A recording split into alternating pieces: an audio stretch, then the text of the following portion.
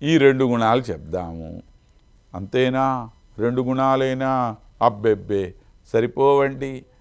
ఎన్నో గుణాలు ఉన్నటువంటి ఆమెకు కేవలం 2 గుణాలే చెప్తే ఎలాగా? మధుముఖా,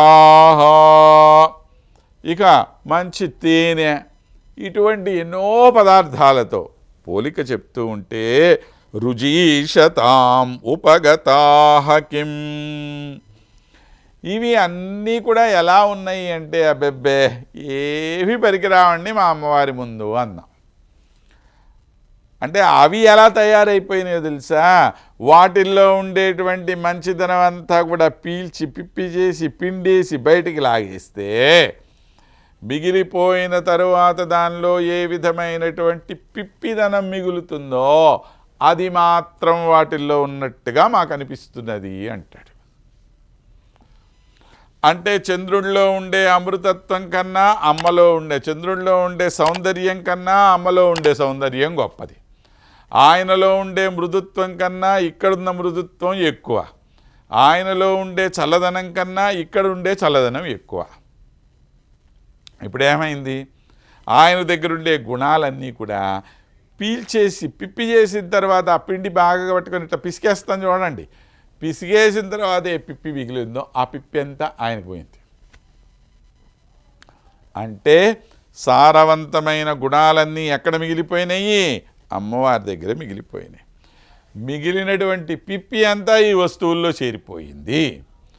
అలానే మాధుర్యం అంతా ఎక్కడికి పోయింది? తల్లి దగ్గరికి పోయింది. అమృతంలో ఏముందండి నా మొహం? పనికి మాలింది. అది మంచి తేనెలో ఏం ఆనందం ఉందండి? అబ్బెబ్బెబ్బే ఆ తేనెలొలికేటువంటి పలుకు తల్లి మా తల్లి. కాబట్టి అన్ని విధాలుగా తేనె లాంటి మాధుర్యం ఇక్కడ ఉంటే అక్కడేం మాధుర్యం మిగిలింది? ఇంకా ఉత్త పిప్పి మిగిలింది అక్కడ. కనుక ఈ గుణాలన్నింటిలో ఉండేటువంటి గొప్పదనం అంతా అమ్మ దగ్గరికి వచ్చడం వల్ల వాటిల్లో ఏది లేకుండా పోయిందని ఓ రకమైన ఉత్ప్రేక్ష చెప్తున్నారు మనకి. తతః మహార్ఘాహమన్యే, అయినప్పటికీ కూడా ప్రపంచంలో ఈరోజు కూడా మనం వాటినే గొప్పవని చెప్పి అంటూ ఉన్నాం. ఎందుకని గొప్ప అంటున్నామండి? ఎందుకంటే వాటిల్లో మిగిలి ఉన్నటువంటి గుణాలు మన అమ్మలో ఉన్నటువంటి గుణాలు కాబట్టి, ఈ గుణాలు కొద్దిగా వాటి దగ్గర ఉన్నాయి కాబట్టి వాళ్ళే గొప్ప అని చెప్పుకుంటున్నాం మనం. అబ్బో చంద్రుడు గొప్ప సౌందర్యవంతుడు, ఎట్లా వచ్చింది ఆ సౌందర్యం? ఈ అమ్మ దగ్గర ఉండేటువంటి సౌందర్యంలో ఓ చిన్న అణువంత సౌందర్యం ఆయనకు ఉంది కాబట్టి అబ్బో గొప్ప సౌందర్యం అన్నాడు. ఈ మృదుత్వం కొద్దిగా ఉంది కాబట్టి, ఈ మాధుర్యం కొద్దిగా ఉంది కాబట్టి, ఇలా ప్రతి గుణము కూడా కొద్ది కొద్దిగా వాళ్ళల్లో ఉండటం చేత, వాళ్ళల్లో ఉండేటువంటి ఈ గుణాలన్నీ కూడా మన మహాలక్ష్మీదేవిలో ఆశ్రయింపబడి ఉండటం చేత, ఆమెలో ఉండేటువంటి గుణముల యొక్క వైశిష్ట్యమంతా కూడాను వీళ్ళ దగ్గర ఉండే గుణాలకు కొద్దో గొప్పో సరిపోల్తూ వీలు కలిగి ఉన్నది కనుక అవి గొప్పవి అని చెప్పి ప్రపంచంలో ఒక నానుడి వ్యాపించింది. కానీ వాస్తవానికి ఈ గుణాల యొక్క గొప్పదనం తెలుసుకోవాలంటే ఎవరి దగ్గర చూడాలి? అవంతా అమ్మ దగ్గర చూడాలి. సౌందర్యం అంటే ఇది సౌందర్యం. ఆమెను చూసిన తర్వాత ఇక సౌందర్యం అనేటువంటి మాటకి అర్థం లేకుండా పోతుందమ్మ. ఇది తతః మహార్ఘాహమన్యే, అవన్నీ గొప్ప గుణాలని మనం అనుకుంటున్నాం కానీ వాస్తవమైనటువంటి గొప్పదనం అక్కడ ఏమీ లేదు వాటికి. ఇది అవిలాం వర్ణనాం, ఇలాగా మేము తెలిసి తెలియక చేసినటువంటి పిచ్చి వర్ణనలు. అంటే ఇంతకుముందు ఎవరెవరో ఎందెన్నో మనము ఇంతకుముందు చేశాంగా, అమ్మవారు ఇలా ఉంది అలా ఉంది అని చెప్పుకున్నాం కదా. ఇదంతా పిచ్చి వర్ణనమ్మ. తెలిసి తెలియనటువంటి పిచ్చి మాటలేవో మాట్లాడేశాం మేము. అలాంటి పిచ్చి మాటలు మాట్లాడినందుకు మమ్మల్ని మన్నించు అని చెప్పి ఉన్నాం.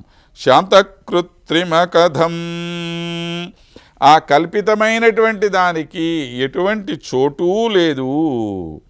అంటే అవి గొప్పవైనవే, వాటిల్లో సందేహం లేదు. అయినప్పటికీ దివ్యం వపు నా అర్హతి అన్నాడు. దివ్యమైన నీ మంగళ విగ్రహానికి ఇవి సరిపోయేటువంటివి కాదు.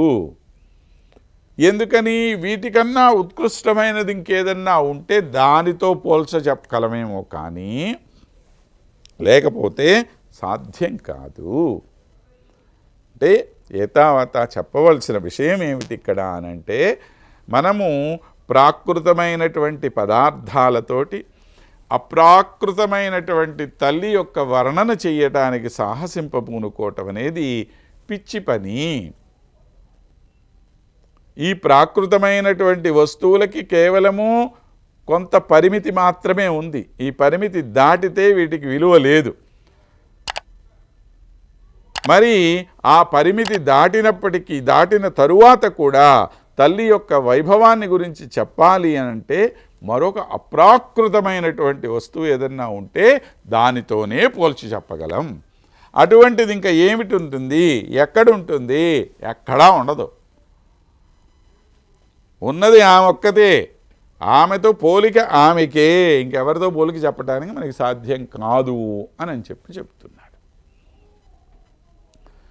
ఇది తల్లి యొక్క గొప్పతనం. కాబట్టి లక్ష్మీదేవిని వర్ణించాలి అనంటే సాధ్యమయ్యే విషయం కాదు ఎవరికీ కూడా.